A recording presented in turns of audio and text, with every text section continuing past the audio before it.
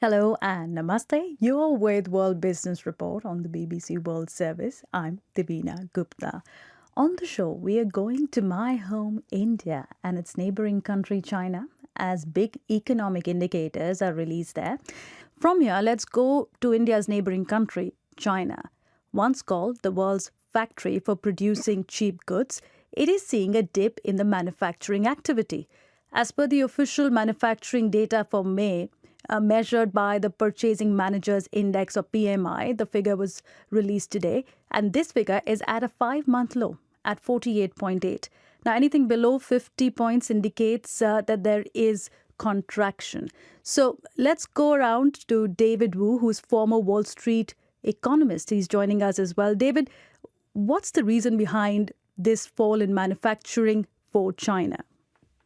Yeah. Yeah. First of all, I think, as you pointed out earlier, I think, manufacturing globally has been very weak.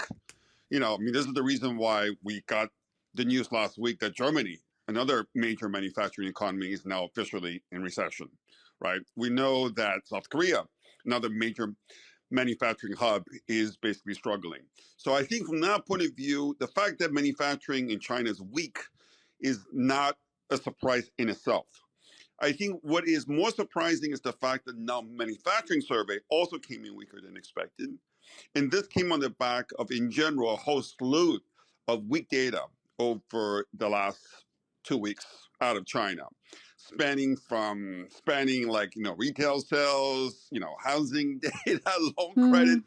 pretty much, the overall picture of the Chinese economy. It seems that, in the middle of the second quarter, is that it's rapidly losing momentum. And why And is I that? think Because that this is, this means that even after the stringent zero COVID restrictions were removed and there were hopes of revival of China's economy, it's actually not doing well. I know that I think that's a very interesting, that's exactly it, because this is probably the biggest surprise, I think, on Wall Street in 2023 so far. Because, in January, everybody was gung ho about China. Everybody was, basically couldn't help themselves but to pile into Chinese stocks, Asian equities, Chinese currencies. But all that is now, basically literally giving way to basically position liquidation as people are running away with their tails between their legs. But I think the bottom line, what it's telling me, is that more likely than not, that the whole trade war between U.S. and China, which has gotten a lot worse, as you probably know, under Biden relative to even Trump, I think that is pressuring many U.S. companies to pull out of China.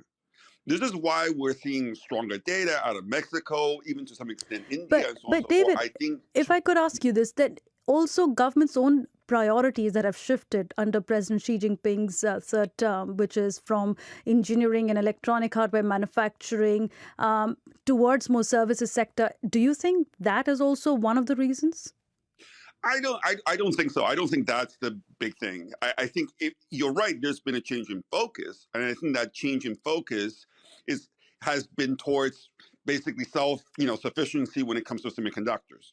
I think China right now is absolutely paranoid about the possibility that U.S. will be unleashing even more sanctions that would impede China's ability to basically develop, to make progress in semiconductors. Japan just last week after the Hmm. G7 just announced even more draconian sanctions.